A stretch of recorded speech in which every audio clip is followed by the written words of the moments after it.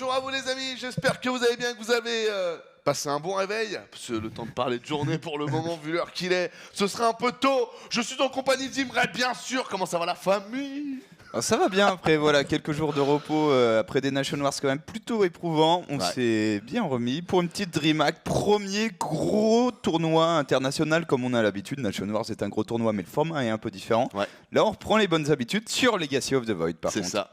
Et en plus ce sera sur 3 jours consécutifs. Alors c'est vrai que vous savez que les Nation Wars ça va mettre un peu plus de temps à se terminer vu que ça se terminera le 13 janvier à l'Olympia. Maintenant vous le savez, les places sont disponibles sur egaming.tv à partir de 55 €. Si ça vous intéresse de venir passer une très bonne journée avec nous parce qu'on va vous enjailler les amis, c'est notre métier. Du coup, on va faire un petit point en préambule sur cette DreamHack, vous montrer un peu le fonctionnement. Vous allez pouvoir voir que déjà au niveau du bracket, on a des petits changements, on a retourné un peu à la old school, c'est plus un bracket type MLG à l'ancienne pour ceux qui suivaient déjà StarCraft 2 que les brackets dont on a l'habitude de voir en ce moment. Vous allez voir, c'est des poules à 5 joueurs.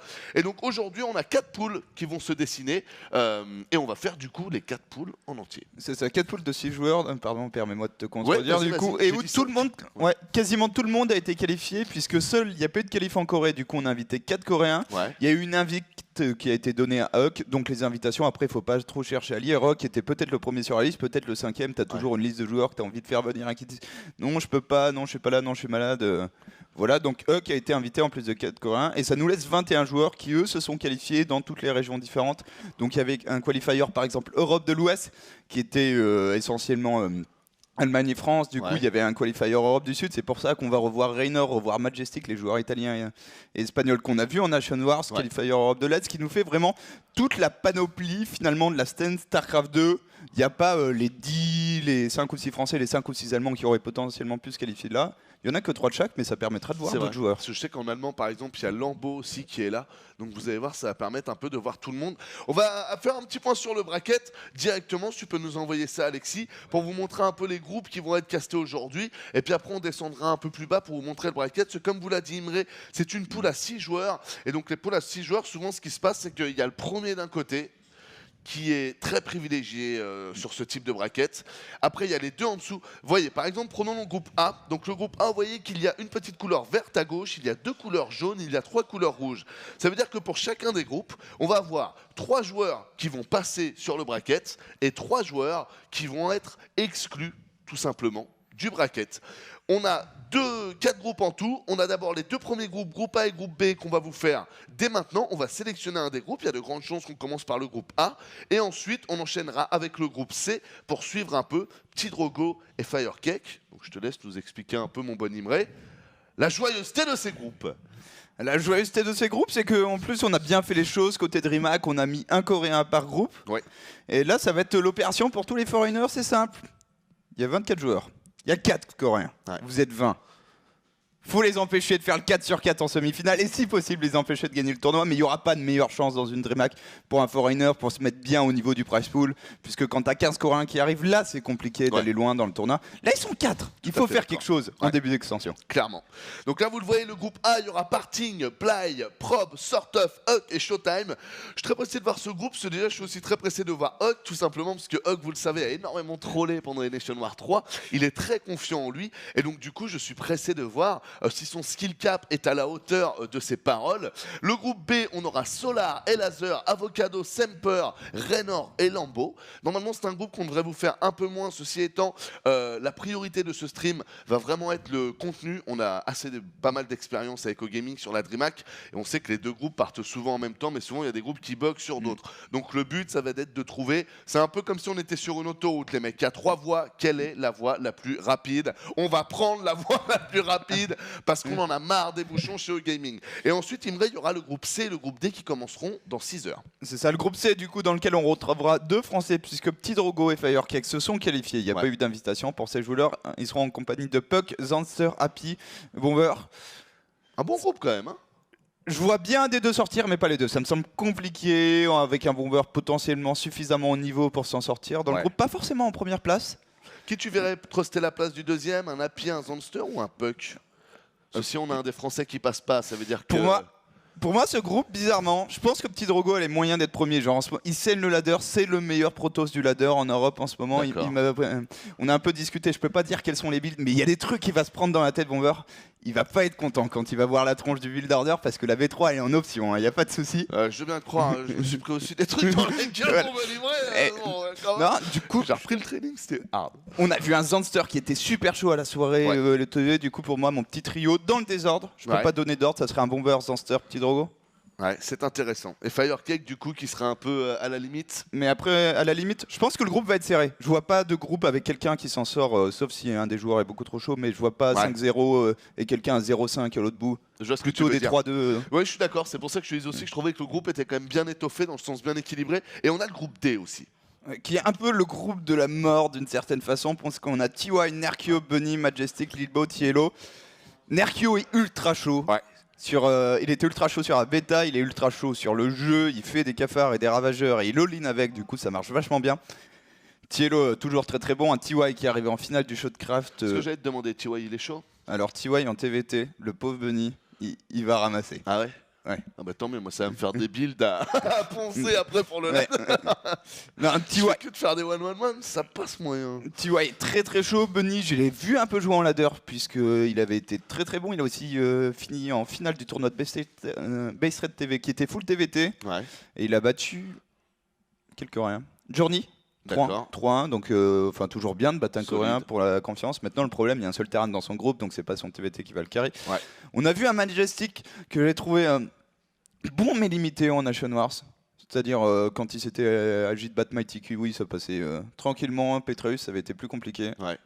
Donc dès qu'on commence à atteindre le niveau de jeu un peu top Europe, ça pourrait être limité pour Majestic. C'est ça, on va voir si Majestic, il a 18 ans, ça fait un moment qu'il est bon, et du coup à chaque tournoi tu dis est-ce que c'est le sien? Est-ce que c'est le moment où il perd, s'il a le déclic, et bam, il fait une grosse perf parce que le potentiel il l'a. Ouais. Et Lilbo, le bon Lilbo alors, qui s'était train justement pour LOTV, ça avait fait tant d'histoires, on vous rappelle, pour les WCS, où Lilbo s'était fait no match par Live, qui avait extrêmement bien joué. Et donc Lilbo nous avait expliqué que c'était très compliqué pour lui de pouvoir s'entraîner, parce que plus personne ne jouait à HOTS, qui était un fait. Il n'y avait plus que 16 joueurs qui avaient des intérêts financiers à encore jouer à ce jeu-là. Et on sait tous que les joueurs jouent par rapport aux intérêts financiers. C'est totalement normal, comme un investisseur investit là où il y a du pognon à récupérer. C'est une logique même. Que penses-tu de Lilbo? Va-t-on avoir un éclair de génie qui nous fera un peu dire voyez les mecs, je vous avais dit, j'étais prêt pour LOTV et là je vous le prouve. Premier groupe, qu'est-ce qu'il y a? Moi j'adorais que Lilbo, il y a du premier groupe qui finisse sur un top 4 parce que ça fait fermer pas mal de bouches. Ouais. Maintenant il se retrouve dans le groupe pour moi le plus dur, d'assez loin, les groupes A et B, comment dire. On va prendre l'apéro au début. Non, je suis d'accord. Et là, le groupe le plus dur, après il suffit d'être dans les 3 premiers. Il a TY, ça pourrait être pire. Je pense que étonnamment, les groupes A et B aussi, s'ils sont si faciles que ça, c'est qu'ils ont eu les 2 Coréens les plus chauds, Parting et Solar. C'est vrai. Ce qui fait un peu dire, bon, la première place étant réservée, t'en as plus que 2 pour 5 joueurs. Ouais. Et là, mais limite, je pense que je préfère ça en effet que d'avoir un groupe qui est plus équilibré, ou donc du coup d'aller reach le top 3, ça peut s'annoncer plus dur les amis. D'ailleurs, on va refaire juste un petit point sur le bracket pour vous montrer du coup maintenant en dessous comment est-ce que ça se passe. Donc on vous rappelle que ça c'est les types de brackets qui avaient été créés par la MLG. Fantasy. Voilà. Anos, un petit titre pour commencer une excellente demi-journée. Merci beaucoup Rapatou, ça fait très plaisir. Je vais vous reprendre les petits streams perso les amis, c'est juste que je vous expliquerai pendant les streams, ne vous inquiétez pas, mais ça va revenir. Merci beaucoup en tout cas. Donc regardez les amis, ce bracket est très intéressant pour tous les anciens. Vous devez vous rappeler des brackets de type MLG. Vous voyez écrit Winners Round 1 tout en haut. Donc ça veut dire que les premiers de groupe vont se retrouver directement ici et comme vous pouvez le voir, vont avoir en gros un accès VIP jusqu'à la finale, parce que regardez bien comment est fait le bracket. Vous finissez premier de groupe, vous gagnez votre BO5, vous vous retrouvez directement winner final, donc la case la plus en haut à droite, et dès que vous êtes dans ce winner final, vous avez 2 chances d'aller en finale. Soit vous regagnez un BO5, vous êtes en finale, soit vous le perdez, mais dans ce cas-là, vous allez refaire une demi-finale contre le loser bracket pour réaccéder à cette finale. C'est pour ça que moi, personnellement, je trouve que c'est un format qui fait du bien parce qu'on a souvent les mêmes, donc je trouve que c'est très sympa de l'avoir remis. Par contre, je trouve que ça fait partie des formats les plus élitistes, c'est-à-dire que les joueurs qui sont au-dessus dans les groupes partent vraiment avec un gros avantage qui normalement les permet de snowball jusqu'à la finale. Et tout le reste des joueurs, donc tous les top 2, top 3, se retrouveront alignés dans le loser round 1 que vous voyez tout à gauche. Ouais, tout en bas. Et tu as tout simplement 2 fois plus de matchs dans le loser match, sachant que loser bracket, pardon, sachant que quand on voit la qualité du plateau, ça va pas être des matchs faciles pour autant. C'est pas le moment où tu te retrouves avec Anos ou Imre au premier match du loser. Non, là t'auras brioche. Ouais, ça sera facile. Voilà. Là, tu auras probablement du Libo, du Cielo, ce genre de truc qui va se retrouver un peu coincé dans le loser bracket. Ça promet une super Mac. T'as bien raison, ça fait plus de matchs. Je vous rappelle qu'à certaines époques des MLG, Jack qui nous invite. Alors, groupe A ou groupe B, mon bon Jack, du coup? Donc, on est bien le groupe A, donc c'est parfait. Je me rappelle qu'il y avait des joueurs, et je crois que d'ailleurs, mais tu me contrediras, ce mec est une mémoire, c'est incroyable. Tu ne peux pas le feinter sur des trucs de StarCraft 2. Et un méga tips pour Imre, la cerise sur le gâteau. Allez, merci beaucoup Rapatou, merci beaucoup. Il y a certaines époques de MLG où je me rappelle, c'était, je crois, pas Ragnarok, mais c'était un joueur Zerg qui à un moment avait super perfait à la Red Bull et qui était sans équipe. Question. Je suis un joueur Zerg. J'étais à la Red Bull. Non, je suis coréen. J'avais pas d'équipe à ce moment-là et j'ai plutôt bien perfait. C'était à l'époque de celle où il y avait les points. Tu sais, on avait 3 vies. Je suis un Zerg. Ah oui, sur les Battlegrounds. Donglaku, voilà, DRG. DRG, par exemple, il y avait des Coréens qui arrivaient à la MLG. Ils devaient se taper tous les qualifieurs. Une fois qu'ils avaient le qualifieur, ils n'avaient pas réussi à finir dans les groupes. Donc du coup, ils devaient remonter tout le loser bracket. Et comme le disait Imre, il y a des joueurs qui allaient jusqu'à faire 2 à 3 fois plus de matchs que les joueurs qui étaient invités. C'est ça, si tu faisais depuis le qualifier, tu perdais assez vite. Mais genre au premier stade où tu t'es repêché dans le loser, tu avais genre 23-24 BO3, BO5 à jouer en 2 joueurs. C'était abusé. C'est le moment où tu es content de t'entraîner en Corée, de faire 10 heures StarCraft par jour, parce que si tu n'es pas habitué, tu t'effondres. C'est vrai, tu n'as plus le mental et tu fais de la merde. Donc voilà les amis pour le déroulement du bracket. On espère que vous allez kiffer. Quoi qu'il se passe, ça va être une très bonne compétition parce qu'LOTV vient de sortir. Il y a plein de nouvelles stratégies qu'on devrait découvrir. Il faut comprendre que là, tous les joueurs sont vraiment en train de travailler pour essayer de comprendre le metagame et pour essayer de contrer le metagame. Donc on devrait avoir beaucoup de surprises et beaucoup de choses sympathiques. Il y a 20 000 $ en plus de mémoire à prendre pour le premier. C'est ça, 50 000 $ en tout. Tous ceux qui sortent aujourd'hui gagnent des sous. D'accord. Donc faut sortir de son groupe, mais c'est bien. Et du coup, 50% des gens gagnent des sous. Et effectivement, c'est 20 000 pour le premier, 10 000 pour le second, je crois. Et ensuite, ça descend vite. Mais de quoi rapidement payer ton voyage si tu viens d'Europe. Plus compliqué forcément pour les joueurs venant d'Océanie ou de Corée. Non, clairement, et puis j'avais vu beaucoup de compétitions proches des 10 000 $. Là, on est à 20 000, donc ça fait très très plaisir de voir ce prize pool de la DreamHack, parce qu'il faut des sous, les amis, hein, si on veut que les joueurs tryhard, il faut que tout le monde puisse en vivre, donc il faut de la thune. La DreamHack a vraiment voulu faire un beau tournoi, puisque les qualifiers ont eu lieu sur la bêta, donc c'était vraiment l'envie. Quand il y a la release, on fait un beau tournoi, tout le monde est qualifié, parce qu'inviter des gens, ça n'a aucun sens en début de compétition. C'est fort sympathique. Rapatou, sur le premier tips, il nous disait voilà une demi-journée. C'est une vraie demi-journée, c'est midi, minuit normalement. C'est ça. On est parti pour 12 heures, on est fat. Demain, ce sera la même chose. Et samedi, vous aurez évidemment la dernière partie J'étais en train de regarder quel caster on était. Vous aurez la dernière partie de la compétition avec toute la fin du bracket. Et évidemment, le vainqueur, la DreamHack au taf. Atsukoi, je crois que c'est Atsukoi qui m'avait envoyé juste avant, mais je vais checker. Ça tombe bien, votre cast commence juste pendant ma pause. Mon patron vous remercie. Alors attendez, je check juste sur mon téléphone si c'était bien lui. Pile poil à l'heure de ma pause, c'était bien Atsukai. Big up Atsukai. Et big up à ton patron s'il nous regarde, on pense à toi. Voilà, gardez la productivité, c'est la crise, pas de problème poulet. Voilà, on vous rappelle vite fait le groupe A, le groupe B, on a déjà fait un point dessus, mais DreamHack fait bien de vous en reparler. Et on vous rappelle que toutes les games vont jouer en BO3 pendant les phases de groupe. C'est ça, et on va partir directement dans la première game. On est dans le groupe A, on va faire ça entre Européens. Oh, t'es trop chou, tu m'as mis la souris ici, quoi. C'est qu'en fait, tu l'as jamais enlevé. C'est parfait. Non, mais tu vois, là, quand j'appuie là, je décale la souris. Il n'y a que moi qui fais ça sur le gaming. Okay. Et à chaque fois que je suis sur ton compte, il y est toujours. Si tu l'as mis en touche optionnelle, effectivement, pour enlever. Voilà. Putain, Imre, c'est agréable de bosser avec Imre. Mais... Allez, c'est parti les amis pour cette première game de la DreamHack. On espère que vous kiffez, vous avez fait un bon réveil. En haut à gauche de la map, on a un joueur qui est très énervé sur LOTV. J'espère qu'il va continuer à l'être. Pour la team Acer, il s'agit de Bly, Zerg rouge. Et en face, En Protoss Bleu, un joueur qui s'était qualifié brillamment avant d'être un peu décevant lors de la soirée de lancement LOTV. Il est bleu, Showtime. Donc Showtime, il est allemand si je dis pas de bêtises, c'est bien ça, hein, c'est le joueur allemand Showtime. On a plusieurs joueurs allemands, vous verrez, il y a Tielo, il y a aussi Lambeau. Genre ah non, j'ai peut-être Zerg, ouais c'est ça, merci.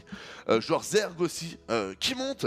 Donc on verra un peu ce que va donner l'Allemagne, tous les joueurs d'Angela Merkel. On verra ça, la B3 qui a envie d'être posée, d'après ce qu'on voit de la part de Bly. Bly qui vient de scouter l'arrivée de la probe, et qui est un peu... Qui a posé sa foule quand même, il y avait vraiment une hésitation, et là le bon deny de Showtime, qui ralentit la B3. Attention, tu joues face à Bly sur Ulana, j'aurais... Et t'as mis espace, putain. J'aurais tellement peur de me faire all-in si j'étais à la place de Showtime. Et c'est pas parce qu'il y a 3 hatches que le all-in n'arrive pas, hein. Ça permet juste d'avoir plus de larves, s'il fait des zerglings ça viendra encore plus vite. Ouais. Puisque voilà, la map que vous commencez à connaître, c'est juste les distances de rush plus courtes que Steps of War, pour le coup. Ouais, on vous rappelle les amis, hein, que vous avez... franchement, hein, le travail sur le graphique des maps de la part de Blizzard est quand même ouf. Vous l'avez vu, hein, vous avez un petit passage ici, sinon c'est le rocher, sinon... C'est le Tour de France. Voilà, c'est ça. C'est le Tour de France. Mais... Ah merde, du coup j'étais toussé dans les oreilles. J'ai appuyé sur le mauvais bouton. Parfait. On a Bly qui demande une petite pause, donc pas de problème. On vous rappelle que tous les joueurs sont sur place, il n'y a pas de délai sur le stream. Et donc du coup, ça arrive, on n'est pas forcément sur son setup. Normalement, les premières games, il y aura des pauses. T'as toujours quelqu'un qui a sa hotkey qui marche pas, qui a son truc qui est pas en place, qui a ses chaussettes qui s'est remonté. Beaucoup de joueurs qui jouent en chaussettes. C'est vrai ? Ouais, c'est marrant, mais notamment alors Stefano, Dimaga. C'est vrai. Tu sais que c'est marrant parce que toute ma vie, ma mère m'a toujours dit, et j'ai jamais trop compris pourquoi, mais ma mère, des fois, elle est perchée, big up maman, elle m'a toujours dit, c'est très important, mon fils, quand tu veux te concentrer, d'enlever tes chaussures et d'avoir les pieds qui touchent le sol, mais les 2 pieds. Et je te jure qu'elle insistait vraiment là-dessus. Et donc c'est très marrant que tu me dises qu'il y a pas mal de joueurs pro qui appliquent totalement le conseil de ma petite maman. Ça fait très plaisir. Est-ce que tu as suivi un peu ce que dit Bly là ? Alors ils avaient un petit doute sur le schedule, est-ce qu'ils devaient jouer maintenant ? Et Bly a l'impression que c'est un peu lent, alors moi pas du tout. Moi non plus. Pour moi on est en bonne vitesse de jeu. Après ça... Ouais non, c'est la bonne vitesse. Les Zerglings quand même sont relativement... véloce. Ouais. Et cette prop pourrait être dans la difficulté. Bly ? Ouais. C'est marrant, on a eu la fusion entre un drone et une probe pendant 2 secondes et ils étaient totalement stackés sur le même point. C'était assez bizarre. On a le complexe robot ici qui a été envoyé. Vous pouvez le voir aussi qu'on a le premier adepte qui est parti. Ici d'ailleurs, on a le shadow de l'adepte, donc son ombre. L'adepte qui est ici. Et qui va aller mettre un peu de pression. Alors attention aux adeptes, j'ai pu remarquer quand même qu'en PVZ, beaucoup de protos s'est mis au vrai adepte, mais beaucoup de protos aussi donné leurs 2 premiers adeptes assez rapidement. Là on voit un Showtime qui n'a qu'un seul adepte et qui joue assez safe, plus sur la vision. Ah le deuxième est là, je me disais aussi. Plus sur la vision qu'autre chose. Et je trouve ça très bien joué. Ouais, il pourrait s'utiliser dans un deuxième temps quand sa robot va finir par inévitablement produire un War Prism. Ça va arriver à un moment ou à un autre, ça. Probablement le plus rapide possible. Et pourquoi donner les adeptes? Oh là là. Drop Disruptor Hype. Ouais, les soutiens robotiques qui est envoyé et le prisme aussi qui part, bien évidemment.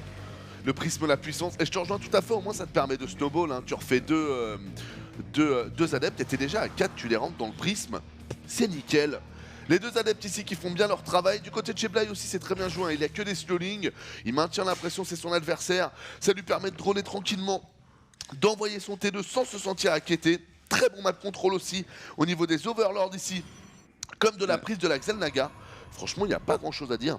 Est-ce qu'il a vu ou pas encore? Il va l'avoir, la bête de soutien robotique. Peut-être, je sais pas. Est-ce qu'on va... On va regarder ça, ouais. Ok, il l'a vu, c'est très important. Tu peux le gérer de plein de manières, ce truc, mais faut savoir que ça vient pour avoir des unités en position très bonne micro de Showtime. Ouais. J'ai eu un petit doute. Et voilà, la Speed War Prism plus le Disruptor. Funky qui nous rejoindra un bateau sera très content. À partir du moment où tu joues plus Colosse, en fait. Pourquoi Funky il aime les Disrupteurs? Non, mais on avait un petit débat tous les deux où on était d'accord, donc c'est pas vraiment un débat, mais de dire tu joues pas Colosse, il faut payer la Speed War Prism, surtout avec le nouveau War Prism. Ouais. Tu vas pas faire la thermolance. Donc tu as du temps sur ta biais de soutien robotique pour qu'elle travaille un petit peu. Et avec le nouveau War Prism qui permet de récupérer les unités à 7 de range, si tu as la speed, à ce niveau de jeu là, tu n'as pas le droit de le perdre. Tout à fait d'accord. Tout à fait d'accord. Oh là là, double Stargate derrière le drop. Et d'ailleurs, même contre Terran, hein, ça vous permet d'aller plus vite que les Libérators et tout. Vraiment, la vitesse du prisme, hein, les amis, c'est une upgrade qu'on va voir de plus en plus souvent. Attention ici, on a le petit prisme qui est parti. Il a un disrupteur à l'intérieur, ça peut faire mal. On est double Stargate derrière pendant qu'on a la Spire qui a été envoyée. C'est totalement attendu grâce au bon positionnement. Oh! Attention parce qu'il prend les dégâts de zone. Et il a été totalement bloqué. Ouais, bien fait avec les slowlings. Les unités de mêlée sont le meilleur contre au final du disrupteur qui peut pas s'en débarrasser lui-même. Ouais. Bly qui est en train de jouer dans les mains de son adversaire par contre, un Showtime qui est parti double Stargate et il va jouer Phoenix, il adore faire ça parce qu'en fait les Phoenix au final sont un très bon contre au lurker. Étonnamment, quand tu as suffisamment de Phoenix, tu peux en enlever pas mal et la plupart des ergs aujourd'hui jouent sans trop d'hydralisque. Attention, double disrupteur dans la ligne de minerai. Ouais. Le blink. C'était, alors il a fait quelques kills ici, on va regarder rapidement, mais c'était quand même risqué pour être tout à fait honnête avec vous. J'ai pas trop aimé la manière dont il a fait, j'ai trouvé que c'était un peu abrupt et que c'était assez risqué. Là c'est bien fait. Là c'est bien fait, voilà, je te rejoins. Là j'aime beaucoup par contre, très bien fait. Et le prisme ici qui continue, qui va aller directement scouter la B4. Bly qui joue dans la main de son adversaire, il le sait pas, il est en train de faire 11 mutas, le mec en face aura entre 4 et 6 Phoenix. Ouais. Tout l'investissement de Bly vient de passer dans une tech qui ne sert à rien dans cette partie. Ouais, sur lequel il devrait dominer les amis. C'est très bien joué de la part de Showtime là, très bonne vision de jeu. Showtime qui continue avec son prisme de transfert. Pendant qu'attention quand même, on a quelques Zerglings ici qui sont passés et qui vont scouter les Phoenix. Très bonne opération là de la part de Bly. Qui s'est débarrassé du War Prism en plus. C'est un War Prism qui avait 600 de gaz dedans. Voilà, on a perdu quand même une cargaison importante. Ouais, grave. Ça rentabilise presque les mutages, j'ai envie de dire. Pas complètement, mais en partie. Attention, la micro du joueur allemand qui donne 2 Phoenix. Toujours compliqué sur la range quand même de qualité parfaitement. Ouais, clairement. Et là, on le voit d'ailleurs. Mais bon, c'est quand même au désavantage de Bly. Les Phoenix ont fait un très bon travail. Pas mal de mutas ici qui sont tombés pour pas grand chose au final. Vous voyez, 6 mutas en moins pour 2 Phoenix. Donc très bonne opération. Et on a les premiers corrupteurs qui arrivent avec quelques hydras aussi. Les Phoenix qui du coup vont se faire tous les overlords. Et non, les corrupteurs qui viennent d'arriver, c'est très bien joué. Attention, il n'y a pas énormément de corrupteurs quand même. Et on a un Showtime qui a repris la production de disrupteurs, qui rajoute des gates. Il avait bien anticipé la manière dont jouait Bly. Bly c'est un joueur vraiment très tricky qui va abuser des switches de tech. Attention, il est tranquille ce disrupteur. Ouais, c'est bien joué. C'est bien joué là, du coup le bon Bly est limité par sa technologie. On voit qu'il y a le Bataim Fest qui vient d'être envoyé. Les premiers Hydra aussi pour switcher. On a la portée de l'Hydra aussi qui va arriver. Et on est à 8 minutes de jeu. Et on a 1, 2, 3, 4, 5 bases qui sont posées. Là on commence à voir que StarCraft 2 est sorti depuis quelques semaines. C'est ça, et regarde la macro de Bly, c'est pas 5 bases pour faire le rigolo, c'est 5 bases où l'argent est dépensé constamment, il va pouvoir faire tourner 80 drones pendant longtemps, il peut se permettre de produire Hydra Ling, ce qui est une compo quand même hyper intensive en larve. Et on a un Showtime qui va devoir soit prendre des bases supplémentaires, soit chercher à punir son adversaire, mais il va falloir faire un des deux. Ouais, là il vient de voir là, la B5, mais attention parce qu'il y a pas mal d'unités qui vont arriver dans sa base. Comment est-ce qu'il va gérer? Il y a quelques disrupteurs qui sont là, il y a vraiment des coups à jouer pour le Jortos. Il va faire un massacre ce disrupteur, c'est des slow Hydra. Oh shit merde. Pardon, c'est la speed Hydra puisqu'il a fait la range, il y a aussi la speed, mais c'est des Hydra hors creep. C'est ça, donc déjà qu'avec le Steam des fois c'est galère mec. Attention ici quand même, parce qu'on vient d'avoir comment ça s'appelle? Oh merde, je voulais faire une image avec, tu sais le vignoble, quand tu prélèves le raisin. Comment est-ce qu'on appelle ça? Une vendange. Une vendange. Voilà, il vient d'avoir une vendange sur les drones. Je voulais faire une image comme ça. Attention ici, ça continue, quelques unités qui étaient restées sûrement des Zerglings. Les Phoenix ici qui continuent à faire quelques kills, mais les corrupteurs qui disent non. On va refaire un point sur les pertes de drones. 14 drones maintenant quand même, ça a été bien fait ça. Ouais, et on est assez loin quand même la dernière de Rôdeur, les lurkers, qui sont quand même l'outil qui ralentit le toss, qui dit viens pas trop t'empaler. Là, Showtime pourrait décider de faire une sortie, il a une compo quand même assez sympa. Certes, il a pas encore le blink, mais il y a beaucoup de stalkers, il y a beaucoup d'adeptes. Et il y a les quelques disrupteurs qui font la diff. Ouais. What the fuck. Ouais, il y avait la musique. Attention ici. Les Phoenix ils repartent sur la droite, il vient de se faire le creep, le bon Showtime, donc ça c'est bien joué. On rajoute des adeptes, on rajoute des disrupteurs. Contre-attaque de Bly sur la B3, mais voilà.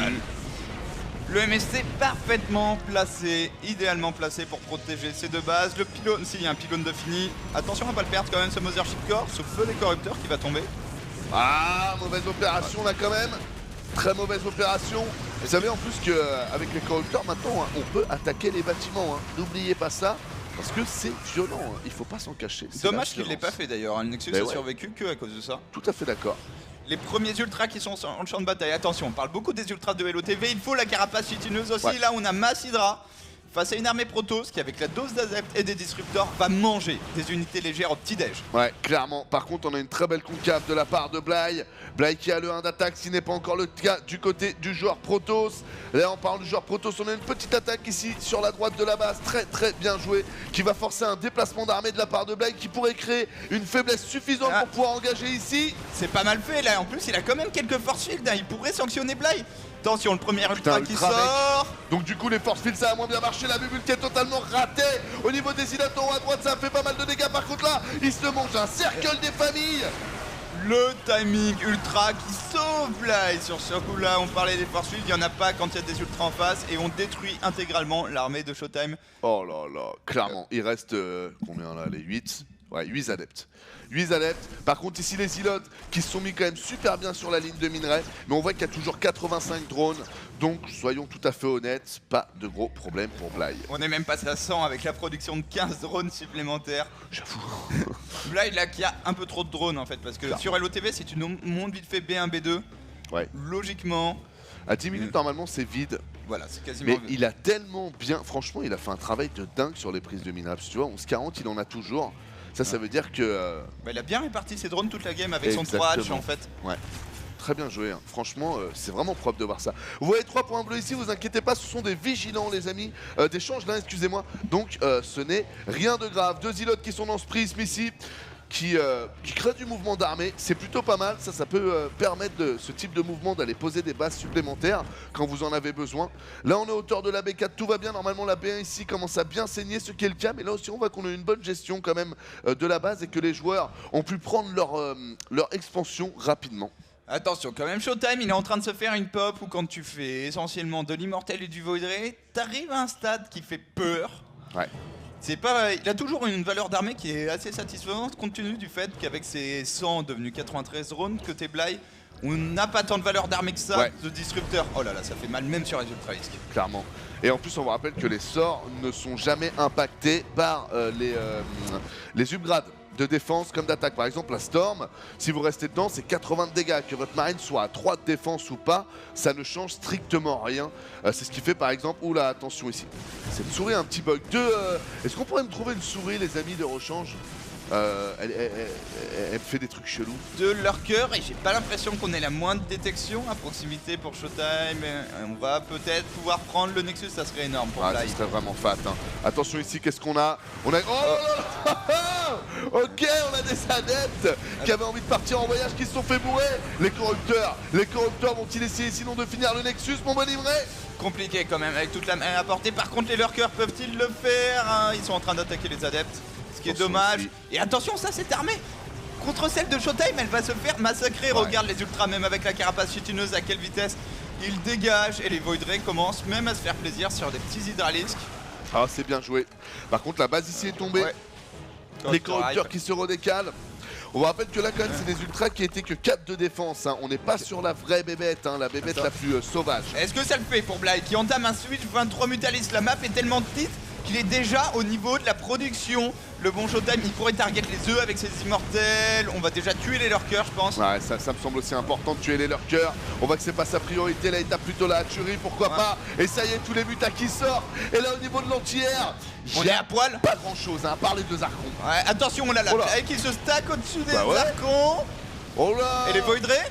L'archon derrière s'il remet 2 ou 3 shots. Mais grave mec. Attends, mais j'ai l'impression qu'il donne beaucoup de mutas là-dessus quand même. Non, ça va. Faut voir le petit point sur les verts. 21 mutas quand même de perdu. Je pense qu'il en a quand même donné pas mal. On a encore 14 mutas ici qui vont sortir et tous les immos qui prennent cher. Ouais, c'est ça, le bon côté. Certes, il a donné pas mal, mais derrière, il n'y a plus d'anti-air. Il a pris la V4, les corrupteurs qui font le travail sur la V3. Elle va tomber cette V3. Clairement. Clairement, on va pas passer une minute dessus parce qu'il se passe plein de choses. Mais sachez qu'elle va tomber. Les mutas ici qui prennent toutes les unités. Le Nexus ici qui tombe. Ici, on a un Nexus qui est en train d'être refait. Mais tous les Zerglings qui sont dessus. Les probes aussi qui se font attaquer. Et les immos quand même, Imre. Enfin, tu vois ce que je veux dire. Ils arrivent à faire quand même pas mal de dégâts pour des trucs qui sont morts en fait. C'est ça, pour des trucs qui n'ont aucun moyen de se défaire des Mutalis. Le problème, c'est que Showtime a perdu son économie de son côté et que c'est le GG.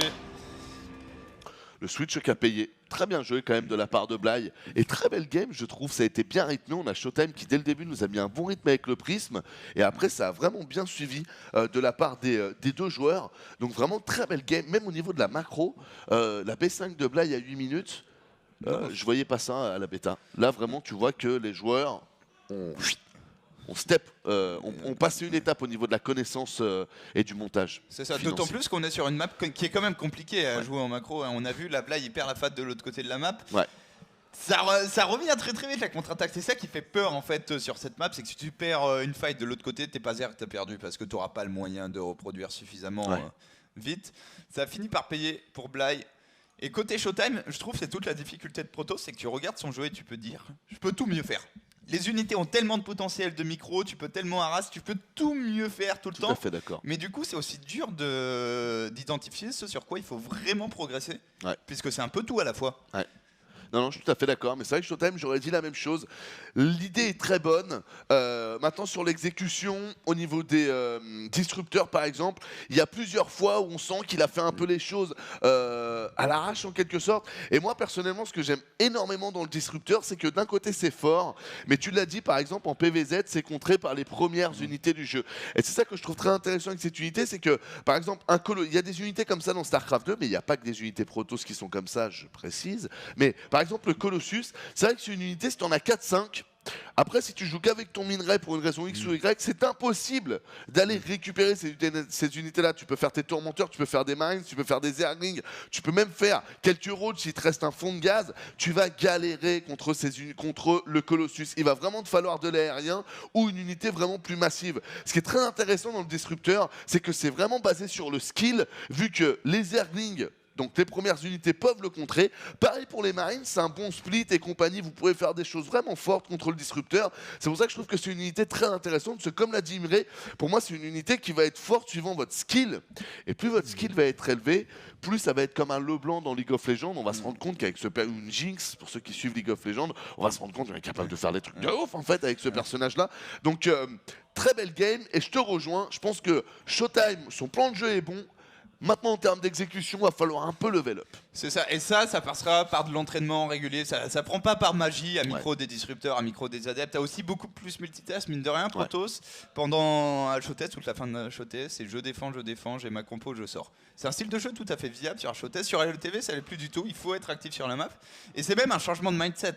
Pour le coup, ça se voit aussi en TVP. Ben oui, où il faut pas être agressif. C'est ça. Le nombre de Terran. C'est Terran qui est devenu passif. Et moi, ça m'a fait bizarre au début. Et le nombre de fois où tu t'empales parce que t'es agressif alors que c'est pas ça. C'est ça. Et donc, si vous dites Imre, et ça, c'est vrai que c'est un truc que j'ai remarqué qui est très intéressant, c'est que sur HOTS, à chaque fois, Protoss était à peu près obligé de jouer passif. En TVP, vous étiez obligé de jouer passif parce qu'il y avait le Reaper qui pouvait vous faire très mal. Et puis après, on arrivait directement sur le timing Bioball Medivac qui permettait en fait de vraiment faire des multifronts et qui pouvait vite vous déborder. Et en PVZ, c'était un peu la même chose. Le genre Zerg, dès le début, pouvait sortir, rentrer avec ses Zerglings ou quoi. Donc vous étiez obligé de bien vous renfermer. Et puis après, on avait des timing Roach et compagnie qui allaient attaquer la B3 et qui mettaient des grosses pressions. Sur LOTV, les choses ont vraiment changé. C'est beaucoup plus au genre PVZ, ça a l'air quand même d'être un peu plus équilibré, mais pour le PVT, je vous promets, et d'ailleurs, ça m'embête parce que j'ai 2 matchs de PVT à faire et je me suis rendu compte que si je voulais bien jouer, j'étais obligé de jouer assez passif, mine de rien. Tu turtle et tu fais la range libérateur et t'as gagné. Bah ouais, il y a un petit côté comme ça. Et donc du coup, vous allez vous rendre compte qu'en effet, Protoss, maintenant, c'est une race beaucoup plus active, beaucoup plus axée sur la race et sur des timing push violents, comme était Terran sur HOTS qu'avant. Donc ça aussi, je pense que c'est à prendre en compte par les joueurs. Et d'ailleurs, là, Showtime nous l'a quand même bien montré. Il l'a quand même très bien compris. Le plan de jeu était très très bon de la part Showtime. Après, ça prendra du temps. Voilà, on a eu des nouvelles unités super intéressantes, mais qui ont un potentiel de fou, mais qui sont compliquées à micro. Même l'adepte, mine de rien que de hit and run avec des adeptes, c'est super dur. L'unité, l'animation d'attaque est immonde. T'as l'impression qu'on... Et même j'ai remarqué que les joueurs, ceux-là par exemple, on l'a vu, adepte prenez vraiment le réflexe. Vous savez que vous allez avoir une fight, envoyez le shadow. Comme ça, vous gagnez la fight, vous êtes bien, vous commencez à perdre la fight, vous vous téléportez grâce à votre ombre. Et on le voit là, tous les joueurs n'ont pas encore le réflexe de le faire. Et je te rejoins, je pense aussi que c'est quelque chose qui viendra avec le temps. On est une game les amis, on est sur Crête de l'Erilac. Let's go! Et on remercie d'ailleurs Kelastran et qui est Petit Pied pour tous ces affichages. Vous allez voir, il nous a fait un Hydra pour la pause. Vous verrez pour la pause, vous serez saoulés parce que c'est la pub, mais vous allez vous dire putain, l'Hydra, comment il claque sa mère. En effet. En bas à droite de la map, sur Crête de l'Érilac, pour la team Acer, il est en zergue rouge. Il s'agit de Bly. Il mène 1-0. Et face à lui, il est mené 1-0 malgré des bonnes intentions. Showtime, joueur allemand. Alors, on va faire un pari. Est-ce que Artung. Est-ce qu'il fait vraiment speed Lincoln comme un gros sale? Fais voir la vision. Pour moi, Bly a vu la direction de la probe arriver en fait. Ouais. Et du coup a posé la V3, enfin la B2, sur Non, la mais B3, sur en se disant, je vais le bourrer. Et mes Zerglings arriveront encore plus vite. Parce qu'il a fait gas pool ensuite, on va voir si c'est le cas. Je dis pas que c'est le cas, mais ça m'étonnerait pas du tout de Bly. Tu lui donnes une map où c'est complètement ouvert au niveau de la B2. C'est un joueur quand même qui est dans l'abus à la base. Ah, clairement. Clairement. Et il faut le faire, les amis. On est dans un jeu de stratégie. On n'en parle pas encore assez parce qu'on est encore à essayer de comprendre toutes les synergies des unités et compagnie. Mais la map, c'est le ressort le plus important au final. Jouer sur la map, on n'envahit pas de la même manière. D'ailleurs, vous l'avez vu, on ne fait pas de la même manière la guerre en Afghanistan que en France, que en Syrie, où tous les pays sont différents. Ça dépend de la topographie de la map. Et donc, du coup, je te rejoins tout à fait. Bly fait partie de ces joueurs qui jouent sur la topographie et il a bien raison, hein, parce que vous verrez que demain, il n'y aura plus que ça. Il n'y aura plus que des stratégies par map et on aura beaucoup moins de stratégies par race, je pense. Alors, en fait, ça va être beaucoup plus sexy de ça, puisqu'on voit une chambre d'évolution. Vous scoutez un joueur Zerg, il a la chambre d'évolution trop tôt, c'est le drop over. C'est ça. Et il est où l'over d'ailleurs? Là, il y en a un qui est placé ici. Ouais, bon. Et il n'y en a qu'un seul, hein, parce que l'autre était parti au nord. La petite prop qu'il n'a pas vu, c'est beaucoup trop loin. Ouais, non, c'est trop loin. Hein. Allez, on va checker quand même, au cas où qu'il y ait des paranos. Je suis dans ma paranoïa, comme dirait le Marseillais là. Hop là, chambre d'évo qui n'a pas été vue, comme vous l'a dit, Imre, ça aurait été une très bonne information. On vous rappelle, si vous connaissez Malelo TV, qu'il vous faut la chambre d'évolution pour pouvoir accéder maintenant au transport dans vos overlords. Attention, il va jusqu'où Stadep, ça semble... Oh, raté. Il n'a pas vu. Il n'a pas vu. Et désormais, c'est trop tard pour avoir l'info. Il sait... Ok, il sait qu'il y a une base là. Il sait qu'il y a la B2. Ah, là, par contre, je pense qu'il l'a. Ouais, là, il a vu, par contre. Très bien joué. Mais c'est tard, parce qu'elle est finie. L'idéal, en fait, c'est d'avoir un pylône en réception de l'Overlord. Genre le pylône... Pour charge photonique, le pylône. Et l'Overlord se fait détruire la tête par le pylône. Ah, c'est pas si t'as un pylône là, je peux te dire que l'Overlord, il débarque jamais. Hein. Ouais, parce que l'Overlord est très lent, par contre. Et on vous rappelle, hein, c'est 25-25 sur les Overlords, les amis. Ce n'est plus comme avant si vous venez d'HOTS. Ok. Attention ici, ça c'est bien joué, parce que ça en fait le but c'est juste de ramener l'armée ici pour être sûr qu'il y aura personne dans la main. Et c'est parti mon kiki. Celui-là est bon. Ouais. Par contre il couvre pas tout. Mais dommage, Bly n'a pas essayé tout de suite de sortir de la ronde, je trouve qu'il a perdu un peu de temps. J'aime beaucoup ce qu'a fait Showtime. Hein. Gestion avec le MSC plus un petit pylône et ici c'est bien Hall, 3 adeptes, ça peut défendre quand même beaucoup de speed Zergling. Surtout si tu ajoutes quelques props pour le combat. Il a juste, mais c'est marrant, il a laissé 4 Zerglings, on a juste mis 1, ah non 2 dans son Overlord. C'est Bly le pâtissier quoi, il joue au grammage près, on n'est pas là pour blaguer. On a la bête soutien robotique qui a été envoyée par le joueur Protoss comme vous pouvez le voir. Ça sent le même style de jeu, disrupteur avec... Oh attention, faut sortir de la range. Parfait là. Placement de pylône impeccable de la part de Showtime, ça c'est la perfection. Et à 25 d'énergie la photo overcharge, les Zerglings seront tués par le Mozilla Flipcore avant que tu tombes à court d'énergie. Clairement. Attention, Bly bien malin, qui descend. Ah, cette micro-gestion quand même, hein, ça rappelle aussi les grandes heures de Nerkio. Ça fait super plaisir de voir ça. Bly avec ses 180 d'APM. Je trouve ça dommage là de pas claquer l'overcharge. En fait l'idée c'est que le sort est quasiment gratuit, là il lui en reste encore 2. Et c'est bon, on a enfin géré, on repart sur une game légèrement similaire, mais là Showtime se sent forcément beaucoup mieux puisque le drop Zergling n'a pas du tout été rentabilisé. Ouais.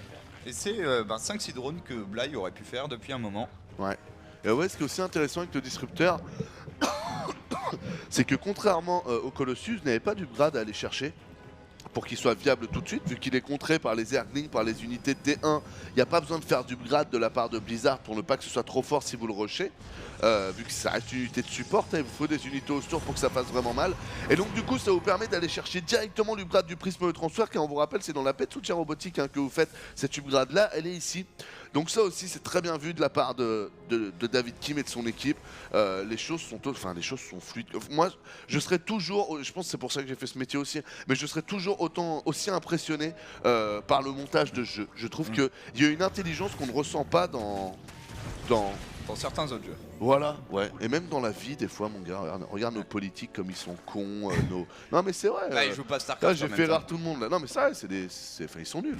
Faut être honnête, on est tous d'accord. Et là, t'as des mecs, tu vois, ils te font un truc du génie intersidéral, t'as envie de dire comment. Par contre, tu peux nous faire voir le nombre de gates de Showtime? Ouais. Pour moi, il y en a 7. 7, c'est ça. Je m'attends presque à ce qu'il all-in de base dans ces positions. Ouais. Et j'aime bien de faire un colosse, c'est-à-dire les disrupteurs, c'est bien, mais t'as pas besoin d'en avoir tant que ça. Il a fait 2 disrupteurs plus 1 ou 2 colosses, même sans la range, qui amèneront du TPS qui lui va être constant, va bien complémenter la masse d'adeptes. C'est ce que j'allais dire, c'est ça qui est intéressant, c'est que c'est complémentaire au final. C'est très complémentaire de rajouter un colosse. Donc je te suis tout à fait. Et d'ailleurs, on le voit de plus en plus cette compo. 2-3 disrupteurs et derrière 2-3 colosses. D'ailleurs, pas forcément avec la thermolance. Elle est toujours la thermolance sur les grades. Elle est toujours. Maintenant, si t'as envie de bourrer sur 2 bases, il y a le moment où tu sors ton colosse, voilà, il fait un ops. Ça, c'est un all-in qui est très très bien préparé de la part de Showtime, qui est à la fois réactif par rapport à une map un peu difficile à jouer, c'est très ouvert, et surtout on a un Bly qui a foiré sa première agression, donc il est en retard. Donc si tu bourres, ça a encore plus de chances de passer le terrier de Lurker, qui a des années-lumière d'être fini. C'est ce que j'allais te dire, c'est ça qui est dommage. Là, s'il était sur la fin, le terrier de Lurker, il y avait de quoi discuter. Là, j'ai quand même l'impression que Showtime est bien. Attention quand même, le Colossus qui se fait savater par le Sporuleur rampant. On va continuer à avancer, aller attaquer cette B3 et vous le voyez pour le moment on est dans l'attente. On fait quelques ravageurs du côté de chez Bly. Ouais mais on va les donner, le problème c'est que les ravageurs sont sortis ici. Oh là putain, là, ça c'est bien joué. Bon shot de Bill. Ouais. Mais il donne vraiment toute sa B3, c'est-à-dire la Queen, tous les drones, quelques unités et la hache. Et ça coûte cher pour Bly qui est en fait en train de temporiser son terrier de cafard. Le problème c'est que c'est même pas dit que ça suffit. Son terrier de Lurker. Ouais, terrier de Lurker, pardon. Non, je te rejoins. Et puis même, du coup, ces 3 Ravagers auraient été tellement mieux s'ils avaient été là. Ils ont juste envoyé une petite bubule qui a pris un peu de bouclier, mais le disrupteur n'est pas tombé ni rien. Donc c'est vrai que c'est plutôt dommage. La Bly, j'ai l'impression qu'il va se la prendre assez violemment. Ouais, puisque là, il est obligé d'engager avant que les Lurkers soient là. Papa Dragon 777 qui est là pour une victoire Protoss, tout simplement. Un Bly se fait martyriser depuis un moment. Et Showtime utilise des disrupteurs sans modération. Je pense qu'il se fait bien plaisir. Ouais. Et t'as raison, c'est vrai que Papa Dragon doit être Protoss, il a attendu le moment là où le Protoss est en train de rouler sur le Jorzerg. Big up Papa Dragon 777.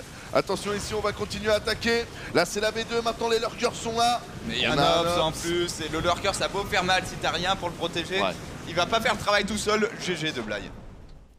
C'est pas non plus un... Tu sais l'unité Protoss dans Brood War, là, un scarabée comme ça. Le River. Le River, voilà. Qui t'envoyait une boule. D'ailleurs qui des fois buguait, je me rappelle. Non, en fait, je retourne à quoi?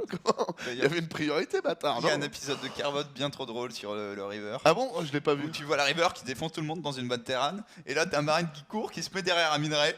Et t'as le projectile qui bug et le marine qui l'a. J'ai survécu.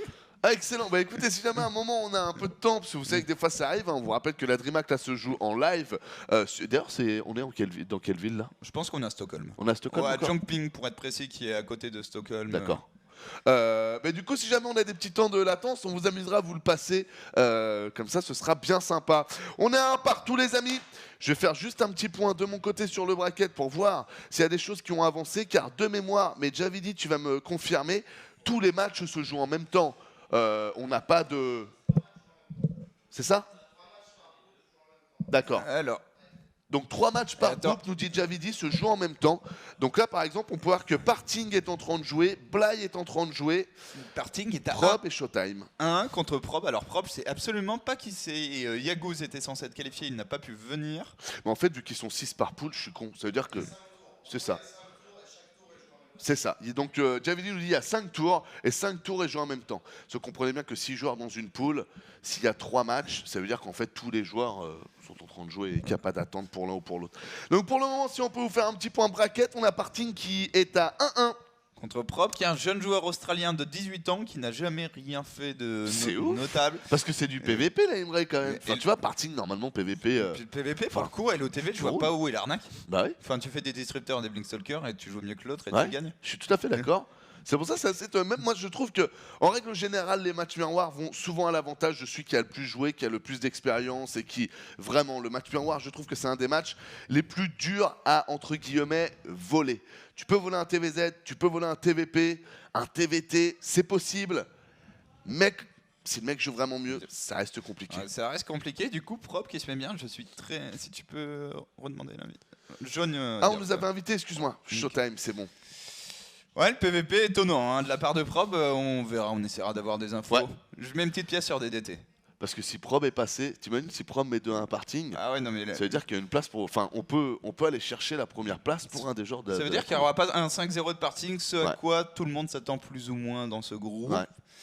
On verra. On rappelle que groupe A, ça va, ça reste un groupe quand même. Vous verrez, comparé par exemple au groupe D, qui normalement reste assez jouable. La première place devrait être trustée par le Coréen. Mais derrière, on se prend des doigts. C'est un nouveau délire de gaming. Des gens passent derrière et nous font ça. Tu vois. Et les gens kiffent. C'est bon. Nouveau, je sais pas ce qui se passe. Et là, Kevin, il me regarde. Pourquoi tu le dis? Bah, pour vous afficher, les mecs. Donc voilà, ça fait super plaisir. Alors, en tout cas, il y a un partout également entre Showtime et Bly. Du coup, ça va être la game décisive. Il y a un match qui vaut cher, je trouve, entre les deux, qui seront justement des joueurs qui ont envie qui visent logiquement ces places 1, 2, 3. Ouais. Tout de suite, prendre l'avantage sur un concurrent direct, ça va mettre bien celui qui va gagner cette map. Clairement. On va jouer sur Win de Seras, les amis. Puisque, sauf blague, c'est-à-dire égalité vraiment multiple, 3 victoires t'assure normalement d'être dans ce type de format. Ouais, après, t'as des scénarios où il y en a genre 4 à 3-2 et 1 0-5, et là, ça joue au point. Là, c'est n'importe quoi. Ouais. Mais normalement, 3 victoires t'assurent de passer dans 95% des cas. Donc, important de prendre la première. On est in-game, les amis, on est sur Ruine de Seras. Alors, je pense qu'on va se manger un Benling. Et c'est bien, maintenant, on a le Benling, on a tout, mec. On a tout. La probe est stylée aussi. La probe est vraiment stylée. Jusqu'au moment... Oh, je savais même pas. Oh, elle fait du bruit, attends. C'est les sons de Bourdois. Hein. Oh, c'est excellent. Et on vous rappelle que tout ça, il y a même un pylône USB qui est en vente sur la boutique Blizzard. Donc voilà les amis, si vous avez des finances qui sont au vert et que vous voulez vous faire des petits kiffs vis-à-vis de StarCraft 2, sachez que parce que bon, on y a eu tous accès, les goodies Blizzard sont vraiment de très bonne qualité. Tu vois qu'ils font attention à qui est-ce qui donne l'autorisation. Ah, il est là le pylône, on vous le montrera juste après. Merci beaucoup Kevin. Et vraiment il y a des trucs qui sont super sympas. Le pylône chargeur USB, on vous montrera ça après. Mais c'est vraiment une tuerie quoi. Ouais, moi je le veux, faut que je l'achète quoi. Non mais vraiment. J'attends un peu là. Très très bien ce pylône. En attendant on est parti. Et en bas, en haut à droite pardon, de Ruine de Seras pour Atimasseur, Bly. Et en haut à gauche de la map, en Protoss bleu pour l'Allemagne, il s'agit de Showtime. Showtime qui est au Nation War d'ailleurs.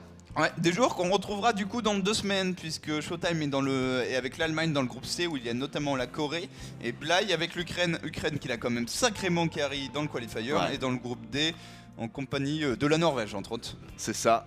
Et j'espère que les Français là sont bien en train de train comme des porcs. On va pouvoir voir le niveau de jeu de Lilbo et de Petit Drogo pendant cette compétition. C'est le niveau de Stefano qui restera pour le moment un peu sombre. Mais moi ça me plaît qu'on n'ait pas le niveau de Stefano. Ça me plaît parce que...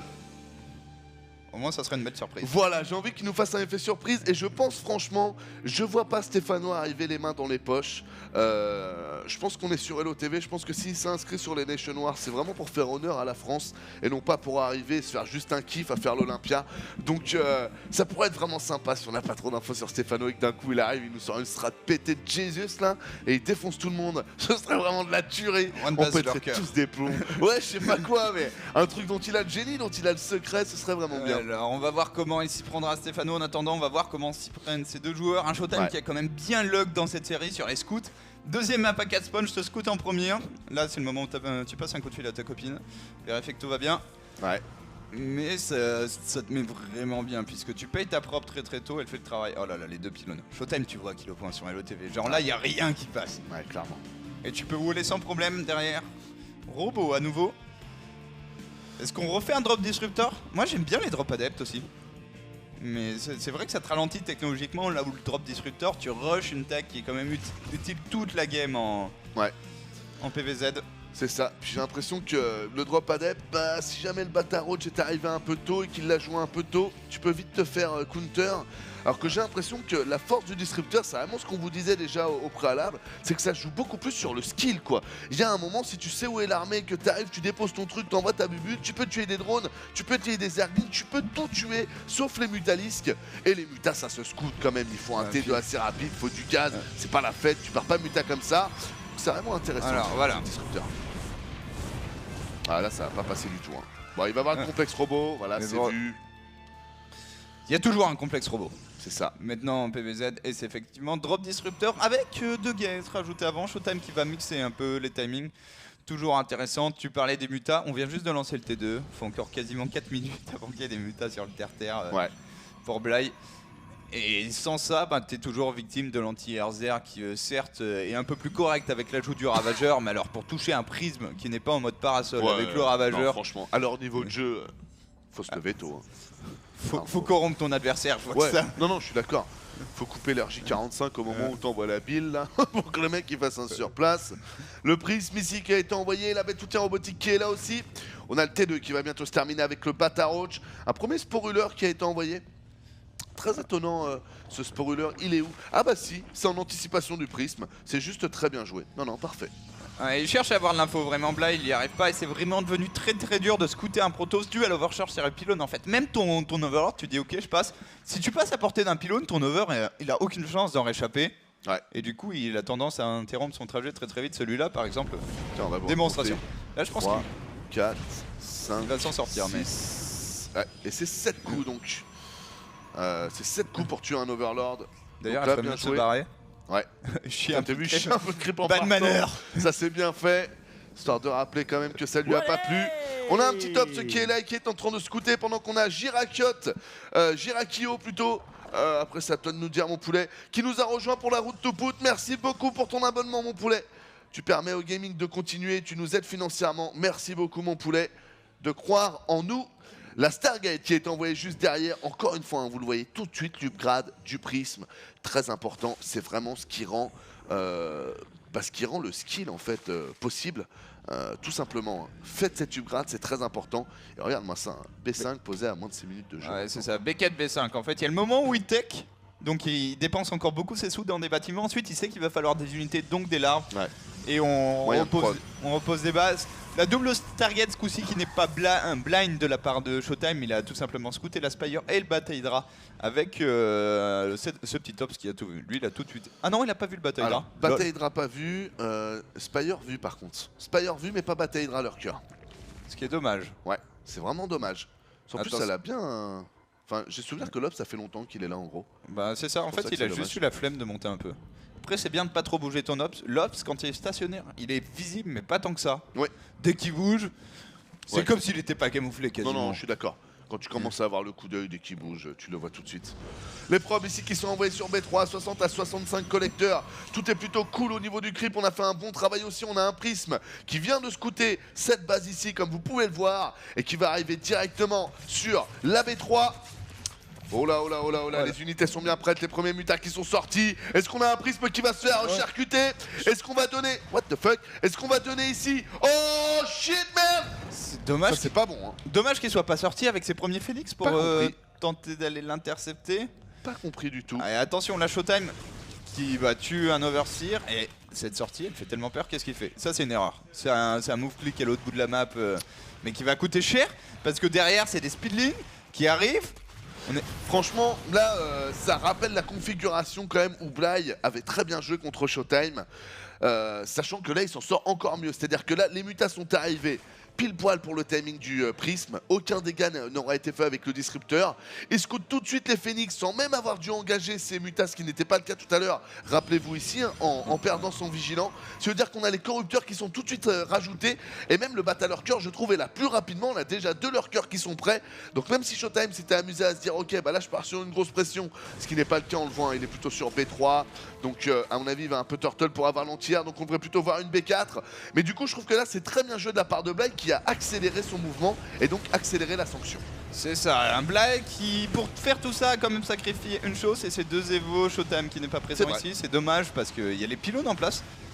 Pylone qui est le nouvel outil défensif du Protoss et les mutas font un beau carton. J'ai l'impression, on va checker ça quand la race sera finie, mais il y a pas mal de profs qui vont décéder dans cette affaire. J'ai l'impression aussi, déjà 12 collecteurs de prix. Les mutas qui vont repartir directement dans la B1. Mais là, il y a deux pauvres stalkers, tu les ignores, hein, et tu targetes voilà, quelques collecteurs de plus, la Sport qui ne prélèvera pas un Phoenix. Ouais. Et Bla qui a pris tout ça, choisit là où il va appuyer, ce sera sur les mutas. Dans un premier temps, il a peut-être vu la double robot de son adversaire. Showtime en tout cas est en train de produire les disrupteurs 2 par 2. Et ça rend toute compo au sol ultra compliqué à jouer quand... Ouais, il y a la double robot, il l'a vu, puisqu'il avait déjà vu la première. Ouais, il voit aussi, il a tout vu en fait. Il a l'info sur absolument tout. C'est très bien joué. Showtime maintenant qui va devoir prendre des bases. C'est... Difficulté et changement de rythme surtout. Voilà, on va aller chercher celle-là. Il a raison, c'est très bien joué d'aller chercher celle-là. De toute façon, il va devoir attaquer, aller chercher celle-là. C'est vraiment joué sur la mobilité. Et la mobilité n'est pas en sa faveur. On est allé scouter ici avec les ombres des adeptes. C'est bien joué. Attention, ceci état, les mutas arrivent. Un petit blink, mais on ne tuera même pas un mutalisque. Là, ok, lurker, ultra, et du coup c'est toujours la même chose quand t'es en train de vraiment t'équer T3, c'est là où le timing est un peu faible. Normalement pour le joueur Zerg, le problème c'est que Bly a fait tous les bons calls pour l'instant dans cette partie. Ouais, et du coup le timing est pas vraiment faible quand tu n'as pas pris de dégâts. Allez, attaque le Nexus. Ah bah non, ça sert à rien, il y a une photon de charge qui a été envoyée. Maintenant qu'il s'est fait le MC, il va pouvoir attaquer un Nexus avec les corrupteurs. J'aimerais vraiment que vous voyez ça en live, c'est-à-dire sur un pattern d'exécution d'attaque et pas juste comme ça. Attention, hein, parce qu'au même moment ici, il faut vous le montrer. Oh là là, de Zerglin, papy. Ouais, mais la bonne position défensive. Et là, tu vois les adeptes plus les zélotes, ça dit non. Et je crois qu'en même temps, il a eu une petite erreur de micro. Bly qui a engagé avec ses mutas, qui donc en a donné quelques-uns. Ouais. Attention ici, attention, on a encore une prise de fight. On va faire un point sur les mutas. 5 mutas en effet qui ont été donnés. Mais belle défense, je trouve, de la part de Showtime. Comme tu l'as dit, là, les adeptes en première ligne. Imo derrière avec Disrupteur. Vraiment, on sentait l'adepte, on a l'impression que c'était un force field, quoi. You shall not pass. Les mutas ici qui continuent. Encore très bien joué. Horrible, hein, le petit contrôle muta. Oh là là, les Disrupteurs. Les Disrupteurs. Give me ton gaz avant minuit. Allez, il s'est fait défoncer Showtime. Là, il doit avoir mal à la tête, c'est la migraine qui commence. Où est il peut pas aller là. le Feralgan? Il peut pas rentrer là-dedans. Ouais, voilà. T'as aucune arme contre ces lurkers puisque t'as plus tes disrupteurs. Et quand tu dis give me your gaz, 4 disrupteurs c'est 1200 de gaz. Ouais. Ah non, mais c'est... Ah, pour moi, c'est limite la game, hein. Je veux pas casser le délire, mais je veux dire, c'est très compliqué là, les amis. On va faire un point sur les unités. On est aux ultralistes, il y a 3 IMO, 22 stalkers, il y a plus de disrupteurs. Bon, on est sur de la compo un peu pipicha là, pour le Protoss. Hein. Sur les disrupteurs, en fait, il y a rien qui empêche Bly de prendre toute son armée d'un move et d'enterrer ses lurkers sur ta gueule. Tout à fait d'accord. Il y a rien qui l'en empêche. Avec les ultras, tu seras obligé de kiter. Ouais. Et tu peux pas faire un link offensif comme des fois on peut faire sur les tanks. C'est quand même compliqué. Hein. Le lurker va te faire des gros dégâts derrière. Tu vas pas pouvoir te retirer. C'est chaud là. Hein. Là, il faut qu'il turtle comme un porc. Il vient de perdre sa B4. Il vient de la reposer. Oh, Capu rime comme c'est mignon. Big up Capu. Capu qui est une personne qui m'a fait beaucoup de donations et que je remercie encore beaucoup. Donc merci beaucoup Capu et bisous. Hop là, les corrupteurs, voilà, c'est le move que je voulais vous montrer, qu'ils sont en train d'attaquer le Nexus. Énorme blinding close en plus, il n'y a rien qui tape pour le pauvre Showtime. Attention quand même, il y a quelques Void Ray. Bly qui donne beaucoup d'armées, il faut qu'il prenne le Nexus, c'est fait avec les corrupteurs. Mais au niveau de la valeur d'armée, c'est pas fou. Est-ce que Showtime tente de traverser la map? Ouais, attention ici, ça va qu'il y avait l'up. S'il y avait l'up, du coup, les lurkers qui se font calmer. C'est vrai que là, ça a beaucoup focus le Nexus, moins la valeur d'armée. On voit qu'il peut reproduire comme un Goret, mais la distance est quand même assez courte. Va falloir un peu heal les ultralisques. Et regardons... Allez, Showtime, c'est maintenant. Ouais, Showtime, il va y aller. Il vient de morpher 3 archons. Les archons qui restent énormes contre Zerg, quel que soit le scénario. Ouais. Ça fait mal à tout, ça tank bien. Une des rares unités qui peut se balader au milieu d'un champ de lurker relativement confiante. Oh, il back. Ah, je suis pas fan du back. Pourquoi je suis pas fan du back? Parce que comme vous pouvez le voir, l'économie, en fait, il prend beaucoup trop cher. C'est-à-dire que là, si jamais il n'a pas assez d'unités maintenant, de toute façon, plus le temps va passer, plus les moyens de production sont en faveur de Bly.